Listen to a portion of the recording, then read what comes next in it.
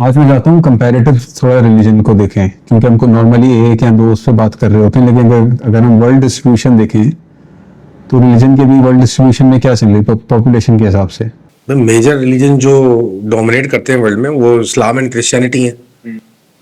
35%, 31% के करीब क्रिश्चियनिटी है जो फॉलो करते हैं लोग, और 24% के करीब इस्लाम है। 55% के करीब ये मिक्स बनता है, और रेस्ट ऑफ द 45% के अंदर 0.18 ज्यूज हैं, 0.07 बहाईज़म है, और क्रिश्चियनिटी है, बुद्धिज़्म है, ये लीडिंग हिंदुज़म है। लेकिन हिंदुज़म में मैं जब देख रहा था तो एक मसला आता है कि ये कलेक्टिव रिलीजन नहीं है। वैसे आप देखें तो बोलते हैं ना कि हिंदुज़म रिलीजन है, हिंदुज़म रिलीजन है, लेकिन जो हिंदुज़म टर्म है, जब वो ब्रिटिशर्स आए थे ना यहाँ पे, तो जब यहाँ पे उन्होंने लोग सब देखा, उन्होंने कि यहाँ पे सब कॉन्टिनेंट में बहुत सारे लोगों के फेथ हैं अलग अलग अलग अलग, उन्होंने कलेक्टिवली इसको कह दिया कि मिला के इसको हिंदुज़म बना दो, ताकि हम समझ लें कि हम यहाँ से, हम क्रिश्चियन यहाँ से हैं, ये हिंदू होंगे। ये बड़ी इंटरेस्टिंग, मैं आपको एक फैक्ट बताऊं, ये कहीं कोई कोटेड बात नहीं बता रहा, मैं कोई फैक्ट नहीं बता रहा, या एक ऑब्जर्वेबल फैक्ट है। हिंदुज़म को अगर आप किसी तरह मैप करके पूरा पैरेलल पेपर पे किसी चीज पे मैप करके पैरेलल रख दें पेगनिज्म के साथ, तो आपको बहुत सारी चीजें कॉमन नजर आएंगी। उनके मतलब गॉड्स और मिथ्स और ये जो बहुत ह्यूमनिस्टिक जो कोर बिलीफ बड़े अलग हो, लेकिन प्रैक्टिसिंग अप्रोच के अंदर आपको पेगनिज्म से बड़ा मिलता हुआ नजर आए, बहुत इन्फ्लुएंस्ड है। उसकी वजह ये है कि हिंदुइज्म बहुत क्लोजली इन्फ्लुएंस है बुद्धिज्म से, और बुद्धिज्म बहुत क्लोजली इन्फ्लुएंस था पेगनिज्म से, और उससे पहले वही प्रैक्टिस हुआ करता था। तो इसलिए जो ट्रेल बनती है वो पेगनिज्म, हिंदुइज्म, बुद्धिज्म, ये कलेक्ट। फिर इसके बाद जब अब्राहमिक रिलीजन्स आए तो उसमें जो इनिशियल रिलीजन्स थे, जिसमें हम जो जिसकी जोहर किताब जिसको हम ज़बूर कहते हैं, वो तो बिल्कुल ऑब्सलीट सी हो चुकी है। लेकिन उसके बाद ज्यूज जो है वो 5-7 हज़ार साल तक सरवाइव किया। उसके बाद क्रिश्चियनिटी आ गया, क्रिश्चियनिटी ने सरवाइव किया कोई 1000 साल करीब, या 600-700 साल तक ही था। 612-32 AD में प्रॉफिट मोहम्मद आए, तो 600 साल बाद क्रिश्चियनिटी ने सर्वाइव किया, 600 साल बाद इस्लाम आ गया, इस्लाम ने 1400 साल अभी सर्वाइव कर दिया। लेकिन इन सब में कॉमन क्या है कि रिलीजन्स जब टाइम के ऊपर ट्रैवल करते हैं ना, जब वक्त गुजरता है, दे स्टार्ट फॉलोइंग अपार्ट। इनकी प्रैक्टिसेस जो है ना वो डिसेंट्रलाइज हो जाती हैं, फॉल डाउन कर जाती हैं। रिलीजन फॉल अपार्ट करते हैं, उसके फॉलोअर्स अपनी प्रैक्टिसेस डाइवर्सिफाई कर देते हैं। ऑब्वियसली यार देखो, religion can not survive without followers, agree और डिसएग्री। रिलीजन है ही जब उसके फॉलोअर्स हैं, तो जब फॉलोअर्स उसको फॉलो करने लगते हैं, अब यहाँ पे ह्यूमन इंटेलेक्ट आ जाती है, लॉजिकल इंटरप्रिटेशन आ जाती है किसी भी चीज की। तो जैसे ही किसी भी कोर कॉन्सेप्ट को लॉजिकली इंटरप्रेट करने लगते हैं इंसान, तो उसकी अलग अलग इंटरप्रिटेशन निकालते हैं, अलग अलग प्रैक्टिसेस निकालते हैं, तो वो डेविएट हो जाता है अपने कोर या सेंटर, सेक्ट्स बन जाते हैं, उसके ग्रुप्स बन जाते हैं। कैथोलिक हो गया, और उसमें बहुत सारे फर्दर आ गए, हो गया। ज्यूज के अंदर भी 2 मेजर सेक्ट्स है, एक वो जो ऑर्थोडॉक्स है और अनऑर्थोडॉक्स है। तो हर रिलीजन में सबसे पहले 2 ब्रांचेस बनती हैं, एक राइट विंग, एक लेफ्ट विंग, जिसको हम कहते हैं, इस तरह पॉलिटिक्स में बनती हैं। फिर राइट विंग और लेफ्ट विंग की फर्दर सब ब्रांचेस बनती हैं based on their interpretation of the core values of the religion. अच्छा, इसमें ज्योग्राफिकल बड़ा इन्फ्लुएंस होता है, कल्चरल इन्फ्लुएंस होता है, प्लस जो लोगों की एजुकेशनल इंटेलेक्ट है उस इलाके में जहाँ फॉलो किया जा रहा है उसको भी बड़ा। मिसाल के तौर पे आप इस्लाम को ले लें, कुछ इलाकों में जाएंगे तो वहाँ पे बड़े बड़े ट्रेडिशनल कोर वैल्यूज फॉलो होते हैं कि ये चीज़ गुनाह है, ये चीज़ नहीं करना, ऐसा नहीं करना। और जो मिथ्स हैं, जो रिलीजियस वाक़े हैं, हिस्टोरिकल इवेंट्स हैं, उनको लेके चल रहे हैं। इसी के बरक्स आप ऐसे एजुकेटेड इलाके में चले जाएं, किसी डेवलप कंट्री में चले जाएं, वहीं पर भी वही इस्लाम फॉलो हो रहा होगा, लेकिन उनकी इंटरप्रिटेशन, उनकी प्रैक्टिसिंग बड़ी अलग किस्म की होगी। सो आपकी जो नॉलेज होती है, लर्निंग होती है, वो इट डज इन्फ्लुएंस। अगर आप पढ़े लिखे हो तो it does influence your interpretation of the religion. अच्छा, लेकिन ये कोई भी फेथ उठा लें, उसमें कोई भी डिनोमिनेशन भी उठा लें, तो हर किसी का मेनली आइडिया होगा कि जो हमारा वर्जन है वो सही है। अगर वो दुनिया में फैल जाए तो मतलब पैराडाइज हो जाएगी, यूटोपिया बन जाएगी। और सारे मेजर रिलीजन जब इस तरह करते आ रहे हैं, तो कोई भी एक यूटोपिया की तरफ लेके क्यों नहीं जा पा रहा आगे। मतलब क्रिश्चियंस का देख लें, वहाँ पे क्रूसेड्स का मसला है, मुस्लिम्स हमारे ये वॉर ऑन टेरर का उस वक्त से चले आ रहा है। और जुडाइज्म का भी उनके ज़माने में उनको 109 मुल्कों से बोला था, मैं बैनिश कर दिया गया था। इसी तरह दूसरे हिंदुइज्म में भी जब वो उनके अलग अलग फेस थे, उनके बीच में भी फाइटिंग और इनफाइटिंग और वो एब्जॉर्प्शन वगैरह होती थी। लेकिन कहीं भी देखें आपको वो नहीं मिलेगा परफेक्ट सोसाइटी, कोई यूटोपिया है जो क्लेम कर रहे होते हैं कि अगर आप हमारे पास पे चलेंगे तो आप बिल्कुल हेवन की तरफ चले जाएंगे। देखिए, अगर हम क्वेश्चन करने पे आए, बिल्कुल आपने सही बात की, हमें थोड़ी देर के लिए सोचना पड़ेगा कि क्या ये आइडिया ही सही है या गलत है रिलीजन्स के अंदर। जब हम ये सोचते हैं कि हमारे रिलीजन को फॉलो करो, या हम ये बिलीव करके रिलीजन फॉलो करते हैं कि we are destined to lead the world. हर रिलीजन वाले से पूछो तो वो यही कहता है कि जी हमारे रिलीजन में डेस्टिनी यही है कि हमने लीड करना है तुम्हें। क्या रिलीजन लीड करने के लिए बनाया क्या? गौर से सुनिएगा। प्राइमरीली अगर आप फिलॉसफी को स्टडी करें, फिलॉसफी ऑफ रिलीजन को, मजाहिब होते किस लिए, अदियान या दीन किस लिए बन के आता है कि आपकी जो इस दुनिया में जिंदगी है उसको आप एक बेहतर तरीके से गुजार सको। इंसान इतना इलिटरेट था, उसको पता नहीं था कि मुझे करना क्या है इस दुनिया में। आ गया ना, पैदा हो गया, अब मुझे करना क्या करना है, how do I make a couple, how do I get married, how do I behave with my parents, मैं अपने वालिदैन के साथ क्या सलूक करूं, बच्चों के साथ उनकी परवरिश। ये सारे वो क्वेश्चंस थे जो जिनको हम मोरालिटी कह देते हैं, वो इंसान को नहीं पता थे। तो रिलीजन का प्राइमरी पर्पस था कि आके इंसान को ये सिखाए ताकि वो बेहतर लाइफ गुजार सके। अब जो बेहतर लाइफ गुजारे तो वर्ल्ड एट पीस आ जाएगी, ताकि सब ऑर्गेनाइज हो जाएंगे। तो जब ये ज्यादा कलेक्टिवली रिलीजन फॉलो होने लगे तो इंसानों ने कहा कि जी हमारे सेट ऑफ इंस्ट्रक्शंस को फॉलो करोगे तो वर्ल्ड ज्यादा एट पीस आएगी। यहां से ये प्रॉब्लम निकली है कि हमारे तरीके को फॉलो करो तो वर्ल्ड एट पीस आ जाएगी, हम लीड करेंगे। और फिर उससे ग्रुप के अच्छा, मजे की बात क्या है, ये क्लेम कर रहे हैं कि हमारे तरीके को फॉलो करो एट पीस आ जाओगे, और ये बात इंप्लीमेंट करने के लिए वॉर कर रहे हैं हम लोग, रिलीजियस वॉर्स कर रहे हैं। ये हमारी इंसानों की नॉनसेंस है।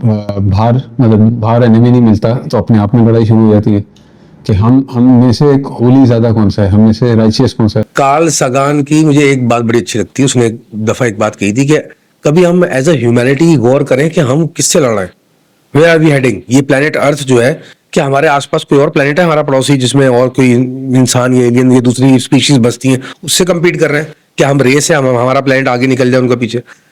We are competing with no one but our own selves. Humanity आपस में ही सेक्ट और ग्रुप बना के बेस्ड ऑन रिलीजन लड़ रही है।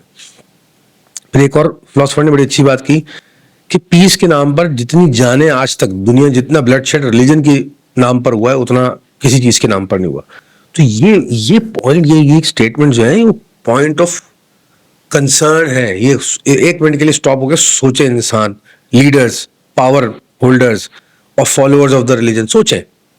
आज मैं खड़ा होकर किसी भी दूसरे रिलीजन के बंदे को ये पुश करने की कोशिश करता हूँ कि तुम्हारा रिलीजन गलत है, मेरा सही है। क्यों? रिलीजन एक बड़ी पर्सनल चीज है कि आप जो हो वो आप फॉलो करो, आपका बिलीफ है, आप इससे कंफर्टेबल हो, एज लॉन्ग एज आपकी प्रैक्टिस मुझे डिस्टर्ब नहीं कर रही, एज लॉन्ग एज मेरी प्रैक्टिस आपको डिस्टर्ब नहीं कर रही। लेकिन इसमें यही आ जाती है ना कि आप, क्योंकि मेरे रिलीजन ने मना किया तो आप ये नहीं कर सकते। देखिए, इसमें हमें कहीं ना कहीं तो बाउंड्री सेट करनी पड़ेगी ना।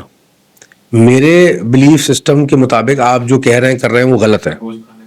हाँ, गोश्त खाने पे, इबादतों के ऊपर, होली प्लेसेस के ऊपर हमारी लड़ाइयाँ हैं और बहुत सारी प्रैक्टिसेस के ऊपर है। तो हमें कहीं ना कहीं बैठ के जो देखिए, हर रिलीजन में सेंसिबल लोग होते हैं, सुलझे हुए लोग होते हैं, पीसफुल लोग होते हैं, ओपन माइंडेड लोग होते हैं। उनको आना चाहिए नेगोशिएशंस के ऊपर, उनको लाना चाहिए, वो डिस्कशन करें।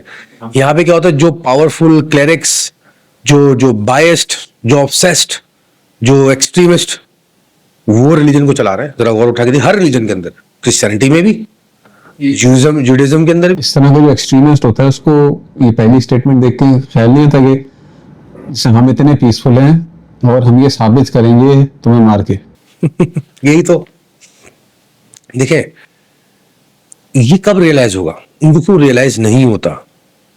They don't have the perception. यहाँ पे फिर वही मेरी जो रिसर्च है वो आ जाती है कि इनकी परसेप्शन इतनी खुली नहीं है, इनका जो परसेप्शन का फ्रेमवर्क है ना वो इतना एक्सपैंडेड ही नहीं है कि वो ये बात ग्रैस्प कर सकें कि हम रिलीजन पे चलते चलते चलते इतने गलत निकल आए हैं कि हम बिलीव करते हैं कि हम सही हैं लेकिन हम इंतहाई गलत हैं। ये कैसे समझ में आएगी? जब अपने आप से निकल के इस बात को सोचेंगे तमाम मजहबी लोग। एक तो ये वायलेंस का हो गया, वो तो आता है, लेकिन उसके अगले भी होता है जिनके पास फर्ज करें इतनी ताकत ना हो, मटीरियलिस्टिक पावर नहीं हो ना, इतनी वेल्थ नहीं, आप इन्फ्लुएंस नहीं आपका, तो उसको जाते हैं, क्या कहते हैं उसको, मार्टर नहीं होते ऐसा कि अगर हमने ये नहीं किया, जो अगली नस्ल है उसको हमने टीचिंग वगैरह हमने समझ लिया, क्लोन नहीं बनाया अपना अगली नस्ल को, तो अगली नस्ल तबाह हो जाएगी। ये सबकॉन्शियस फेयर है और कुछ भी नहीं, ये सिर्फ फेयर है। हाँ? यहाँ पे हर रिलीजन में बोला जाता वो जो थोड़े बूढ़े हो जाते हैं लोग कहते हैं हमने नौजवान नस्ल को नहीं सिखाया तो बस हम ही रह गए हैं आखिरी, उसके बाद इस्लाम खत्म हो जाएगा। है। देखिए मैं हमेशा एक बात बोलता हूँ, अगर जो भी रिलीजन आप फॉलो कर रहे हैं, अगर वो आपको पीस की तरफ नहीं लेके जा रहा, if it's not giving you peace, आपको इंटरनल पीस नहीं दे रहा, आपकी जिंदगी में पीस नहीं ला रहा, और सोसाइटी एट लार्ज, माशरे के अंदर पीस नहीं लेके आ रहा, तो रिलीजन गलत नहीं है। आपकी अंडरस्टैंडिंग ऑफ द रिलीजन इंतहाई गलत है। लेकिन वो पता कैसे चलेगा, क्योंकि अब वो ये कहते हैं कि ठीक है हम जुल्म तो कर रहे हैं लेकिन ये लॉन्ग टर्म में ज्यादा अच्छा हो। मेरी कुछ रिलीजियस, मेरी कुछ स्कॉलर्स से बातचीत हुई कुछ, तो उनका आर्ग्यूमेंट ये था कि भाई देखें, जैसे फलस्तीन का मसला ले लें कि जी उन्होंने हमारे पास अटैक किया तो हमने तो बदला लेना, हमारे बच्चों को मार दिया और मासूम लोगों को मारा। बिल्कुल सही, मैं खड़ा हूं तो मेरे घर पे कोई अटैक करेगा तो प्रीवियस रीजन छोड़ के मैं उस पर बदला लेने लग जाऊंगा। अच्छा वो अटैक पहले किसने किया, यानी कि उससे पहले क्या हुआ था, आपने उन पर अटैक किया था, उससे पहले क्या उन्होंने आप पे अटैक किया था। When you trace it back, तो कहीं ना कहीं से तो पहले अटैक किसी ने किया होगा ना, वो कॉज ऑफ कंसर्न होगा। काफी दफा ये भी होता है अटैक नहीं हुआ था, उसके पीछे वो मिथ्स नहीं बनाई हुई होती है कि वो उस पर लड़े होते हैं लोग। आइदर वे मिथ पे भी लड़ रहे होते हैं, मिसअंडरस्टैंडिंग पे भी, प्लस हिस्ट्री पे अगर आप जाएं तो किसी ने तो पहले अटैक किया होगा ना। तो आपको किसी पॉइंट ऑफ टाइम में खड़े होके मीडिएट करना होगा और ये डिसाइड करना होगा, ओके जी जो पहला अटैक हुआ था वो इन लोगों की तरफ से था, वो गलत था, हम लोगों ने वापस किया वो भी गलत था, आपने वापस किया अटैक, ये अटैक पे अटैक होते रहेंगे, it's a never ending story. तो we have to cut it off right now and we have to realize कि हमारे पुराने लोगों ने ये ओके, जो भी वजह थी गलती हो गई, आप गलत नहीं थे, हम भी गलत नहीं थे, आप सही थे, हम सही थे, सब सही थे, let's make put a stop here, इसको यहाँ रोका जाए ताकि फर्दर इंसानी जाने जाया ना हो। ट्रीटी साइन हुई थी वो, मिस्टर इस्लाम ने एग्जांपल ले लें हिजरत के बाद। मैं ट्रीटी नहीं कहता इसको, देखें अभी एग्जांपल है ना, हिजरत के अंदर इस्लाम में भी क्रिश्चियनिटी में जीसस क्राइस्ट ने भी ट्रीटी की थी जब उनको खिलाफ लोग हो गए थे कि भाई नो फर्दर ब्लड शेड। लेकिन इतने सेंसिबल लोग ना है, ना वो आगे आते, ना उनको टेबल पे लाया जाता है। देखिए सेंसिबल लोग लीड करेंगे तो सेंसिबल आउटपुट आएंगे ना, और अगर सेंसिबल आउटपुट नहीं आ रहे तो कौन लीड कर रहा है, नॉनसेंस लोग। ये अब हर दौर में जो ह्यूमैनिटी होती है ना, कलेक्टिव ह्यूमैनिटी जिसको हम कहते हैं, 8 billion people are alive now, अगर उस 8 बिलियन पीपल में से 7 बिलियन पीपल या 6 बिलियन पीपल मेजॉरिटी जो है वो इस माइंडसेट की हो जाए कि नो मोर ब्लड शेड, तो वर्ल्ड एट पीस आ जाएगी, वो लोग इन्फोर्स कर देंगे। लेकिन अगर 8 बिलियन में से 5 बिलियन ऐसे हैं जो कहते हैं नहीं जी हमें बदला लेना है सामने वालों से, रिलीजियस माइंडसेट की बुनियाद पर, तो वो कभी पीस नहीं आएगा, और यही हो रहा है इस वक्त दुनिया में। मतलब बदले की साइकिल बस चलती रहेगी। देखिए मैंने हमेशा मैं कहता हूँ, जब तक आप रिलीजन को, अगर आपको रिलीजन समझना है, आप उसको प्रैक्टिस करना चाहते हैं, तो मैंने क्या कहा कि आप पीस में आने चाहिए। अगर आप नहीं आ रहे तो stop for a moment, 1 minute के लिए रुकिए और गौर कीजिए आपकी अंडरस्टैंडिंग ऑफ द रिलीजन क्या है। Because universally religion means peace. Religion का मतलब सिर्फ इंस्ट्रक्शन नहीं है, इंस्ट्रक्शन रिलीजन का एक पार्ट है। रिलीजन बेसिकली होते हैं पॉलिसी स्टेटमेंट। अब ये लोग, मैंने बड़े बड़े स्कॉलरों से ये डिस्कशन की तो वो इस बात को समझ ही नहीं पाते, या उनके सर से गुजर जाती है, या वो आर्ग्यू नहीं करते कि नहीं आप ऐसी बात नहीं है। वो रिलीजन तो सेट ऑफ इंस्ट्रक्शन, जो कह दिया वो करना है। क्या आपको समझ में आया जो कह दिया वो करना है? क्या कह दिया? मिसाल के तौर पे हर रिलीजन में कॉमन है, मैं एक पॉलिसी स्टेटमेंट देता हूँ, झूठ बोलना बुरी बात है, किसी का हक मारना बुरी बात है। किसी रिलीजन में डिनायल है इस बात पे? नहीं, कोई रिलीजन डिनाई नहीं करेगा। हर रिलीजन में ये पॉलिसी स्टेटमेंट है, ये मॉरल स्टेटमेंट है। क्या ये आज या कल टेक्नोलॉजी से इन्फ्लुएंस होगा? नहीं, ये हर टाइम फ्रेम के लिए वैलिड है ये स्टेटमेंट। इटरेशन हो जाएगी कि आप फर्ज करें कि किसी की गाड़ी को नुकसान न पहुंचाएं या ऐसे कुछ। ये कॉमन सेंस है ना यार। आपकी एक चीज है, मिसाल के तौर पे ये आपका मोबाइल है, आप पोजेस करते हैं, मुझे पता है आपका मोबाइल है, टेक्नोलॉजिकल चीज है, मैं उठा के तोड़ दूं उसको, ये मेरी गलती से टूट जाए, मैंने आपको नुकसान पहुंचाया। लेकिन सर ये भी तो मसला होता है ना, इसमें आप कह रहे हैं टेक्नोलॉजी से फर्क आ जाता है। जिस तरह आप वो यहाँ पे देख लें, जब सिनेमा आई थी नहीं, उसको भी हराम बनाया हुआ था, यूट्यूब आया था उसको हराम बनाया हुआ था। अब वो हर कलर्जी वाला यूट्यूब पे बोल रहा होता है कि लाइक और सब्सक्राइब करें, और अगर आपने नहीं किया तो आपको शैतान बेकार है हमारे खिलाफ। यही तो मिसअंडरस्टैंडिंग ऑफ द रिलीजन है कि वो रिलीजन को बहुत ज्यादा लिटरल प्रैक्टिस करके इंप्लीमेंट करने की कोशिश करते हैं, इसलिए उनकी लॉजिक उस वक्त कहती है ये गलत है, फिर जब उनको लगता है इससे फायदा हो रहा है तो वो सही हो जाता है। मैं यही तो कह रहा हूँ, हर रिलीजन का मकसद ये है कि वो ऑल टाइम्स टू कम के लिए मॉरल स्टेटमेंट देता है, इंस्ट्रक्शन नहीं देता रिलीजन। अच्छा, इंस्ट्रक्शन की फॉर्म में दे रहा है वो, कि ये कह सकते हैं हम, मैं ऐसे इंस्ट्रक्शन दे रहा हूँ, खुर्रम भाई झूठ नहीं बोला करें, आपकी जिंदगी के लिए बेहतर है। मैंने आपको इंस्ट्रक्शन दी, लेकिन क्या उस इंस्ट्रक्शन में क्या बताया मैंने आपको?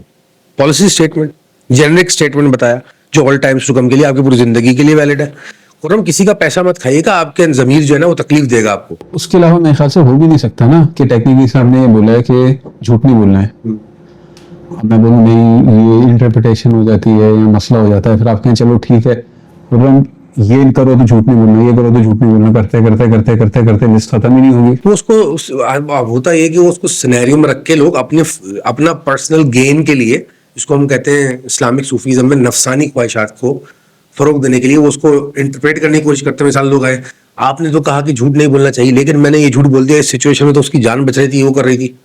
अब वो सब्जेक्टिव बात आ गई। किसी की जान बच रही हो झूठ बोलने से, सच बोलने से भी बच सकती है, उस सिचुएशन में खामोश रहने से भी बच सकती है। झूठ ना बोले एक जेनरिक स्टेटमेंट है, हर जगह हर सिचुएशन में अप्लाई नहीं हो रहा। आपको कॉमन सेंस भी दिए बनाने वाले ने, उसको अप्लाई करें, कहाँ कैसे कब बोलना है। कितनी बुक्स लिख लेते हैं वो फिर भी, है ना? हजारों लाखों लिख दी गई है। खत्म ही नहीं होगी ना। अगर आप इस तरह इंटरप्रेट करते रहेंगे रिलीजन को तो ये और डेविएट होता जाएगा और सैचुरेट होता जाएगा एज अ रिजल्ट, और जो है ग्रुप्स और सेक्ट्स बनेंगे इसके अंदर। ये जो हमारे इसमें लॉ का बनाया हुआ है ना, देखा आपने ये जो कंट्रीज में लॉज होते हैं, पाकिस्तान के रहने पीनल कोड, ये कोड सेक्शन करते करते करते वो आम इंसान उसको समझ ही नहीं पाता, क्योंकि पूरी जिंदगी आप बुक पकड़ने में निकल जाएगी। कितने लॉस पढ़ लेंगे आप? प्रैक्टिकल नहीं है ना। प्रैक्टिकल भी नहीं है और क्वालिटेटिव भी नहीं है। मैं हमेशा कहता हूँ ना, आप रिलीजन को जब क्वांटिटेटिव अप्रोच से सिर्फ पढ़ेंगे, मैं ये कहता हूँ रिलीजन सिर्फ क्वांटिटेटिव नहीं है और सिर्फ क्वालिटेटिव भी नहीं है, it's a mix of both. इंसान के अंदर दो फैकल्टीज हैं, एक क्वांटिटेटिव एक क्वालिटेटिव। कुछ चीज़ों को मैं मेजरमेंट से जज करता हूँ, कुछ चीज़ों को मैं ओपिनियंस या एस्टिमेट से जज करता हूँ। वो एस्टिमेट्स बड़े रॉ होते हैं, कंटिन्यूस होते हैं। जैसे मैं अपनी वालदा से कितना प्यार करता हूँ, ये बात मैं मेजरमेंट से जज नहीं कर सकता, इसका एस्टिमेट लगा सकता हूँ based on my own understanding of 5 senses. अब रिलीजन में भी ऐसा ही है। हम गलती क्या कर रहे होते हैं, हम हर चीज़ पे मेजरमेंट लगा रहे होते हैं, लॉ की तरह ट्रीट कर रहे हैं। लॉ की तरह ट्रीट करें, इंटरप्रिटेटिव बहुत ज़्यादा हो गए। तो एंड रिजल्ट ये होगा, जब भी आप रिलीजन्स जो दुनिया में स्प्रेड हुए हैं, क्रिश्चियनिटी और इस्लाम सबसे ज़्यादा रिलीजन है, वो दुनिया को लीड कर रहे हैं इस वक्त। अगर वो आपको पीस पे नहीं लेके जा रहे, तो we have to reflect back कि हमारे जो स्कॉलर्स हैं वो अपनी जॉब सही से नहीं कर रहे हैं, विद ड्यू रिस्पेक्ट।